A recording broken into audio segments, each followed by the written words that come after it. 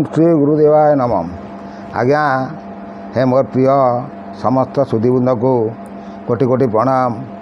गत अध्याय आपण मान कहलु जे सुरथ राजा वनगामी होगापाई मनस्थ करिकी जेतले रहिले से राति रानी को सहित परामर्श कले मु वनस्थ को चलीजी समस्त राज्यभार छाड़ी पुओ रानी बहुत मन दुख करथिले किंतु रानी की से बुझेकी कहले कि मु गला बेले तोते सांगे नेबी कथा देले किंतु आउ कथा रखिलेनी से एका एका भारी चलीगले। से कौन कहते आम से विषय टे आग को आलोचना कर शुणा। एथुअंते शुण बुद्धे शुद्ध करीमती वनस्थ को जीवाई सुरथ नृपति भाविले के न जानतु मुही एका जीवी ए पाप मंदिर किंपा आउ मु रथिबी। सी एका जीवाई मनस्थ को चिंता कले कारण जे वन को गले जदि स्त्री की लेकिन जीवे तापाई बहुत विपद आसब। तेणु ये पाप मंदिर ये जो पुओ को मुझे आनिली ये पुओ मो पाप है।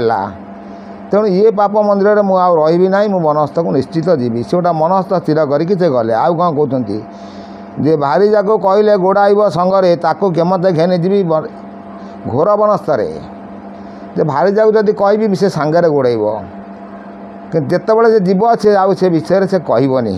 तेणु से विषय से आउ कौन कहते आम आगू आस्ते आस्ते देखी देखी जावा तापर आम भल विषय वस्तु को आसवा से मार्कंड ऋषि की केमी जाए देखा करेंगे से मार्कंड पुराण अयारंभ आम देखा। आउ से कौन कहते आज्ञा गृहवास को सीना भारी जा बड़ सुख वनवास रमणी दिए बड़ दुख। गृहवास श्री सीना सुख दिए किंतु वनवास बहुत दुख दिए जहाँकि रामंकर अवस्था होता। तेणु सी से बुझाऊँ मुंजाइन वनस्थल रही एका तई हेले प्राणी की न थाई किछि शंका एते बोलन राजा सकल परित्यागी शयन मंदिर बाहर होगले बेगी। यह चिंता करी राजा शयन मंदिर बाहर की चलीगले। बहुत सुंदर विषय वस्तु आपण शुणे मन ध्यान देकी भल ज्ञान अर्जन हम। आउ से कौन कहते मुदी फेड़ी भितर पशिला नर साई आपणा अंगु काढ़िला सकल वस्त्र तही। सकल जो राजकीय पोशाक थिला सबू से रत्न भंडार जमी आम ठाकुर रत्न भंडार सब रत्न रखाई से जो राजा जो रत्न भंडार अच्छी से रत्न भंडार से समस्त आଳି अलंकार सब खोलीदे। कौन कौन आଳି अलंकार खोलिले आज्ञा देखिया भल विषय बढ़िया शुणे। मुकुट कुंडल आदि नवरत्न मान आपण अंगु काढ़िले सकल भूषण समस्त राज परित्याग सब काढ़िले। आउ से कहते कबड्डी बाउडी आदि कटी ओढ़ी आनी पादर नूपुर दे मुद्रिका नासामणि मुकुतार हारा आदि हीरारे पगाड़ी अरसा सूता पकाइले से काढ़ी सबू से काढ़ी पकईकी सबू रखिकी चलीगले। से जाऊँच आस्ते आस्ते आस्ते आस्ते सब चली जाती भल भल सब वसन सब करते गलार लंबाइले से रुद्राक्ष माल पुष्पर माली राजन बांधिले गलार से से रुद्राक्ष माली धरिकी सन्यासी वेश धरिकी से बाहर भागवत पैदा दे नाना सूता डोर धर्म सुमरण थे घेनिला नृपवर पुणी घेनिला राजा मृग छाला गोटी कटीर धारणा देवु धरे आशा काठी बेणु बाड़ी एक गोटा हस्तरे घेनिला भंडार घर भीतर बाहर होइला। से भंडार घर से बेले बाहर है आशा बाड़ी नहीं गले। ये आशा बाड़ी उपर मुझे आपण मान गोटे भल कहबी कहीं मैंने जो बसिक जो आशा बाड़ीटा रखती हाथ में कहीं रखती तार कारण कौन तार भी बहुत भल कारण अच्छी। ये सब बहुत गुड़ संधि अच्छी आज्ञा कारण तप आप आचरला बेले आप आशा बाड़ीटा रखिए से आपणकर बाम हाथ जोटा चापती मुझे कही से विषय भी आउ विशदाचना करी आम जो मार्गे जाऊे से मार्गटा गोटे देखा। आउ टे कौन कहते कटरी धारणा भुजरे आशा काटी बेणु बाड़ी एक गोटा हस्तरे घेनिला भंडार घर भीतर बाहर होइला धर्म सुमरी आशारे देला निज कर दक्षिण पवन देव हई धीर धीर। मुझे आपण आगुरी कही देखूँ सी एत बड़ राजा से घर जो बाहर है दक्षिण कड़ निश्वास आसूँ कि ना देखिले देखते दक्षिण कर निश्वास आसला से बाहर कारण से दक्षिण कर निश्वास गले मुझे सूर्याण्डे गले आपन को बहुत शुभ हम।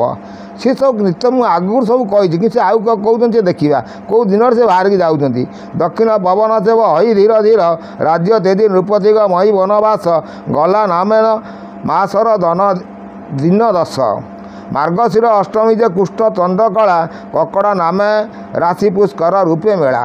ଏ ମକର ଅଷ୍ଟମୀ ମାନେ ମାର୍ଗଶିର ମାସର କକଡ଼ା ପୁଷ୍କର ରୂପେ ଯେଉଁ କଳା ଥିଲା ସେଇଥିରେ ସେ ପଳାଇଲେ। ସୌରୀ ବାସରେ ଯେ କଳ ନାମେ ଯୋଗ ବିଚାରେ ରବି ଅନ୍ତଥ ଫନ ଲିତା ଭୋଗ ସୁରତ ନୃପତି ଦେଗ ମଇ ପଦାଗତେ ଏକାଦଶ ଘଡ଼ି ଯେ ଅଛଇ ରାତେ।